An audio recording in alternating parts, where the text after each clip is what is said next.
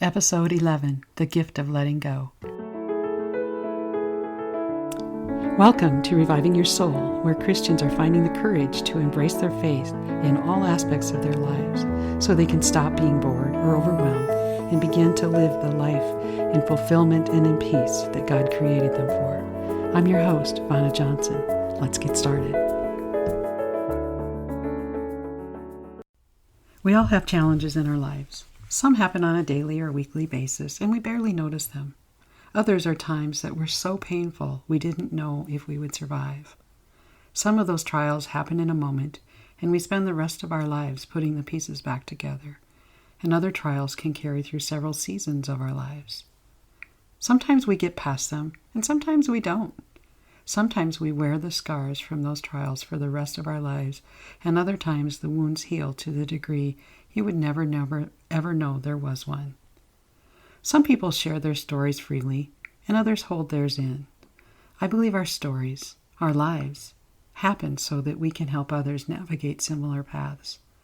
In the last episode, Living in Community, I talked about how important it is that we find people we can relate to in our lives, people who have a common bond. I believe when we find those people, they can help bring out the best in us. They can also help us see past our pain. Sometimes we don't feel like we have a valuable story to share, but the truth is we all have a story, and Satan would love nothing more than for us to believe otherwise. He wants us to be afraid and to be cowardly. He would like nothing better than to take away the identity that we have in Jesus. In reality, through Jesus, we all have the tools we need to fight these lies of the enemy. Many believers are timid about sharing their story because they think their story isn't powerful enough or sexy enough to share. Or they might believe that they haven't reached a status in life that qualifies them to share. Both of these perspectives are lives, and we need to let them go. We are called to share our stories. It doesn't have to be from a stage, in a crowd, or from the pulpit. But when we tell our story to others, whether it be in a conversation, a song, a photo, a painting, or a blog, the person receiving can heal, and so can we. 2 months ago, I began Reviving Your Soul because I felt I was being called to share my story. As scary as it seemed, I felt God had whispered in my ear that this is how He wanted me to share my story. So I did it. And yes, it's been a stretch for me, but for the most part, I've really loved it. Ironically, though, last week, when I was at a coaching conference listening to all the other people's stories there, I started to doubt myself. I started to question whether I really had a story to share. I mean, yes, I had survived my share of trials in life, but that was it. I had survived. Each one of the things that were meant to destroy me made me stronger. So where's the story in that? Fortunately, I was in good company. My community of coaches, all of whom are highly trained to ask just the right questions to help people see their own answers, did just that. They held up a mirror for me to see that my story, my gift really, is the ability to let things go and to move on.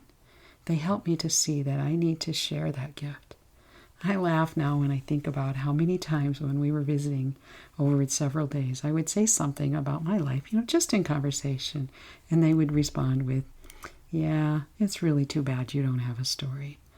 They helped me realize that I do have a story, and I have been called to share that story so that others who struggle with doubts and fears can learn to let go and move on with their lives as well.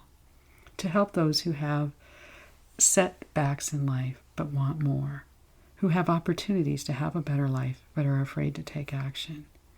They help me to see that I can help others overcome the lies of Satan and become what God has called them to be, too.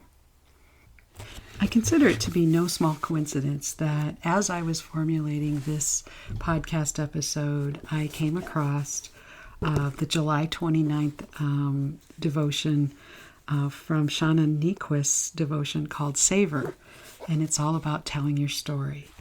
In it, she says, in one of my favorite Tyler James songs, he says, "My life is not a story about me." And then at the end of that quote, she goes on to say, "My life is not a story about me. And your life is not a story about you. My life is a story about who God is and what He does in a human heart. My story is about the people on my street, the things I read, the way I raise our child, the things I've done, and the things that have been done to me.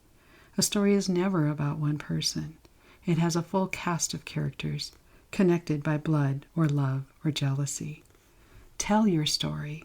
Don't be afraid of the story of God, the sacred, transforming story of what God does in a human heart to become flat and lifeless. It always goes back to the beginning, no matter how far we've wandered off course. When Christ walked among us, He entrusted the gospel to plain, old, regular people who were absolutely not religious professionals. If you have been transformed by the grace of God, then you have within you all you need to write your manifesto, your poem, your song, your battle cry, your love letter to a beautiful and broken world. In what ways have you kept silent about your story, believing it doesn't matter? So that's Shauna's take on telling your story. And I just felt that it was very important that that came as I was here to share with you how to tell your story. So what is your story? Don't look at me. Don't look at your siblings or your best friend. What is your story? It's yours and yours alone. And that's what makes it so beautiful. No one else can tell it. Whether you're a Christian or just trying to understand what that means, you have a story to tell. Satan will tell you that you should be ashamed of your past or that you aren't good enough because if he's successful, you will keep quiet and he can keep others from living the amazing life that God has called us to live. You may not be there yet, but guess what? You won't ever be fully there until the day you die. The fact that you are still here means that there is still more story to write, more amazing life to live. If you have that feeling that your story isn't exciting enough or that no one wants to hear what you have to say, tell Satan to just step aside. You've got a purpose here, and you need to fulfill that purpose. No more hanging back. No more comparing how much better everyone else does this or says that. No more pretending that your life doesn't matter. So what is your story? Mine is forgiveness, and my mission is to show others how to forgive themselves and others. If you've listened to earlier podcasts, you know that I got pregnant while I was in college. It wasn't just a fling. It was a man that I had dated for 10 years. We were babies when we started going out. Well, not literally. We'd had some rough spots, and we'd reconciled for a short time before he let me go. He knew that I had dreams of improving my life and having more in my life, and that I'd really never reach those dreams if I stayed with him. Honestly, he was right. I would have never had the courage to leave on my own. It literally broke my heart to leave, even though I knew that he was right and that it was best for me to move on. 3 months later, I was pregnant and alone. We both knew when we got together and talked about it, that the fact that I was pregnant really wasn't enough to force a life together, so we continued on our separate ways. Instead of feeling sorry for myself, I took that opportunity to make my life better so that I could give my son the best I could. I went back to college, got my degree, and honestly, as hard as it was, I knew that it was the right thing. I could have hated that man for leaving me in that time alone, but instead, I really was grateful that he gave me the very best that he could. He gave me my son, and he gave me the freedom to create an amazing life. And I did. I went on to finish college, to marry the perfect man for me, and I have a very fulfilling career. I had a very fulfilling career, and now I have another one. And when it was time, I became a mentor and a coach to let others have their best life, to lead others to their best lives. What are you holding on to that isn't serving you anymore? What can you let go of that will free space for the great thing that God has in store for you? Do you imagine that you're not good enough? Do you have friends who are afraid that you will make them look bad if you follow your dreams? What are your excuses for not trying? Are you really ready to let them go?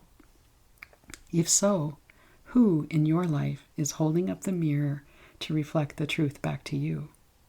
Who is helping you hold on to your dreams instead of telling you you'll never be able to have the life you want?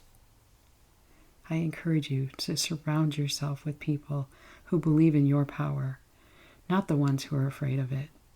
Make sure your community has people who encourage you and support you.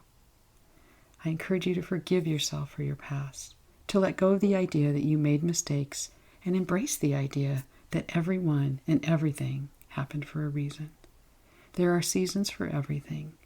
In Ecclesiastes, Solomon makes the case that God has a plan for all people. He provides cycles of life, each cycle having a specific work for us to do. We will face challenges that don't make sense during the various stages or cycles of our lives. These challenges aren't to be seen as barriers to trusting God and His plans, but rather as opportunities to learn that He truly is our only solution. You see, my gift, or my ability to let go of the things that could have brought me to my knees or ruined my life, was not something I created for myself. It was a gift from God, and I took that gift and I made the best of each situation that came my way. I feel blessed to be able to help others find their unique gift, to let go of what is holding them back from fully utilizing it, and to have their best life. I'd love to help you with that if that is something that you're ready to move forward with. Let's have a conversation about what that could look like for you. I can think of nothing I would like more. If this episode is calling you to more and you think I might be able to help you reach that more in your life, send me a message or give me a call. We can visit about it and see if we would be a good fit. There's no cost, there's no obligation to move forward. If we determine that we aren't a good fit, or if it isn't the right time, I will send you on your way with whatever tools I can to help you move forward on your own or with someone else. If you know of someone who has something they need to let go of, or if they can step into their own best life, please share this with them. Thank you for taking the time to listen today. I pray you will be encouraged to tell your story, and if it's time, to maybe even start writing a new one. God bless and have an amazing day.